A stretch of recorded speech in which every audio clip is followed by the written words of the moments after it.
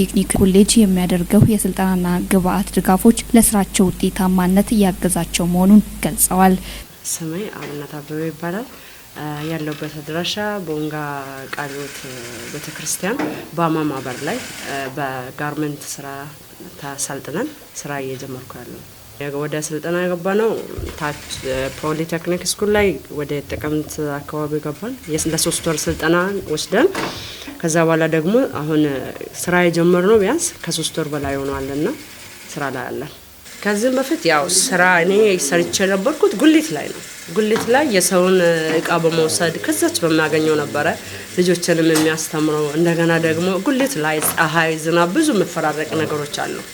እንደዚህ ይህን ሁሉ ተቋቁመ ያለው አሁን ግን ይህን እድል በማግኘት እግዚአብሔር ይመስገን ደስ በሚል ሁኔታ ጥላ ውስጥ ቁጭ ብሎ መስራት ማለት እጅግ በጣም ትልቅ ነገር ነው።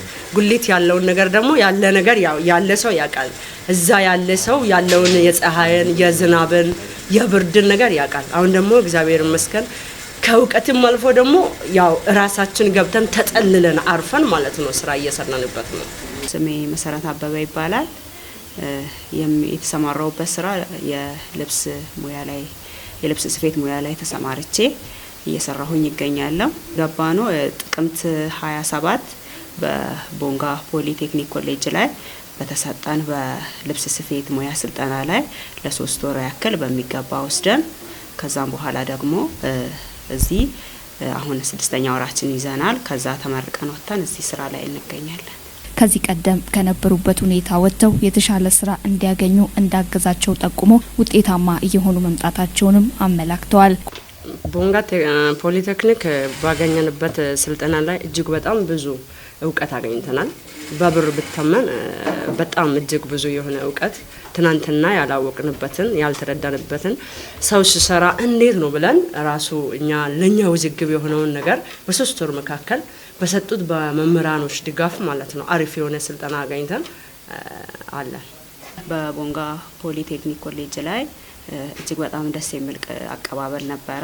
ከዚህ ስንሄድ እውነት ለመናገር በጣም ተንከባክቦናል፣ በጣም አስተምሮናል። ትልቅ እውቀት ሳይሰስቱ መምህራኖች ለኛ የተመደቡ መምህራኖች የሚገባን እውቀት ሳይቆጥቡ ሳይሰስቱ ሰጥቶናል። በጣም በሚገባ አሰልጥኖን ነው ወደዚህ አስመርቆን ይወጣ ነው። ስሜ ሙሉጌታ ለገሰ ይባላል። ከቦንጋ ከተማ ከ02 ቀበሌ ነው የመጣሁት።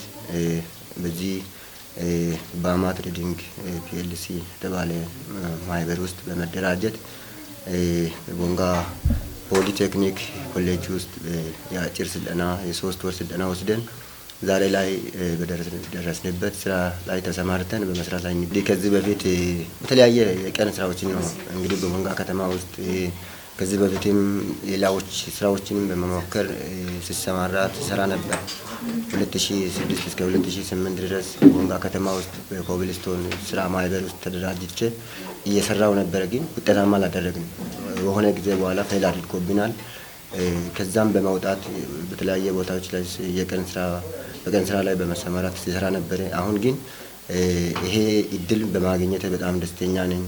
ህይወት ለመምራት ልጆች ለማሳደግ ጥሩ እውቀት አግኝቼ ለወደፊት የተሻለ ህይወት ለመኖር አሁን ላይ ጥሩ እውቀት እያገኘው ይገኛለሁ። ኮሌጁ በሚያደርገው ድጋፍ ያመሰገኑት ወጣቶቹ እነዚህንና መሰል ድጋፎችን በማጠናከር የተሻለ ደረጃ ላይ ለመድረስ የሚያደርጉትን ጥረት ማገዙን እንዲቀጥል አሳስበዋል። በቦንጋ ፖሊቴክኒክ ኮሌጅ መምህር ተካልኝ ተረፈ ኮሌጁ በርካታ ችግር ፈቺ ቴክኖሎጂዎችን የመስራት አቅም ያለው መሆኑን ጠቁሞ ለኢንተርፕራይዞች ባሸጋገሩት የስልጠናዎችና ቴክኖሎጂዎች ጥሩ ውጤት መታየታቸውን አመላክተዋል። የቦንጋ ፖሊቴክኒክ ኮሌጅ ዲን አቶ አንዱዓለም ገብረ መድህን ኮሌጁ ለኢንተርፕራይዞችና ለአካባቢው ማህበረሰብ የቴክኖሎጂ አጠቃቀምና የክህሎት ክፍተት ላይ እንዲሁም የስራ እድል ፈጠራ ዙሪያ ድጋፍ እየሰጠ መሆኑን ገልጸዋል። ዛሬ የተገናኘነው እንግዲህ በዋናነት ከቃልዮት ቤተክርስቲያን ጋር በመተባበር የቦንጋ ፖሊቴክኒክ ኮሌጅ ስልጠና እየሰጠ ይገኛል። ይህ ስልጠና በዋናነት ያተኮረው የአጫጭር ስልጠና ነው። እንደሚታወቀው እንግዲህ በአዲሱ እሳቤ መንግስታችን ባስቀመጠው ፖሊሲ መሰረት የእሴት ሰንሰለትን መሰረት ያደረገ እንዲሁ ፍላጎትን መሰረት ያደረገ የአጫጭር ስልጠና እንዲሰጥ በተቀመጠ አቅጣጫ መሰረት በልብስ ስፌት ለ18 ሴቶች በአብዛኛው ሴቶች እና የተወሰኑ ወንዶች ባሉበት የልብስ ስፌት ስልጠና ሰጥተናል።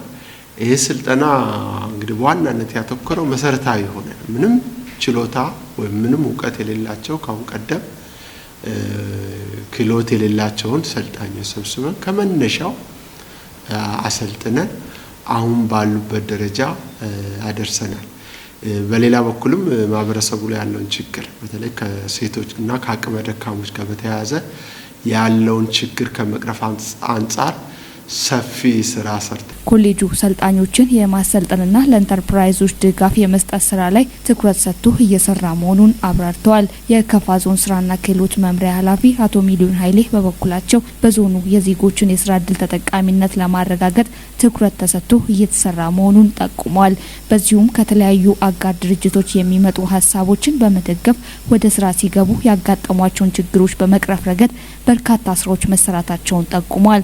በቦንጋ ከተማ ባመር በተሰኘ ማህበር በልብስ ስፌት ስራ የተሰማሩ ወጣቶች ተስፋ ሰጪ ጅማሮ ላይ እንደሚገኙ አብራርተዋል። ማህበሩ የተሻለ ደረጃ ላይ እንዲደርስ በዞኑ መምሪያ በኩል የድጋፍና ክትትል ስራ እንደማይለይ ቃል ገብተዋል። ፋና አንደኛ ደረጃና የቅድመ መደበኛ ትምህርት ቤት የኬጂ 2 ተማሪዎች የምረቃ ስነ ስርዓትና የዓመቱ ማጠቃለያ ፕሮግራም መርሃ ግብር አከናወነ። በምረቃው ስነ ስርዓት ላይ የተገኙት ወላጆች ለትምህርት ቤቱ እድገት የበኩላቸውን እንደሚወጡ አስታውቀዋል።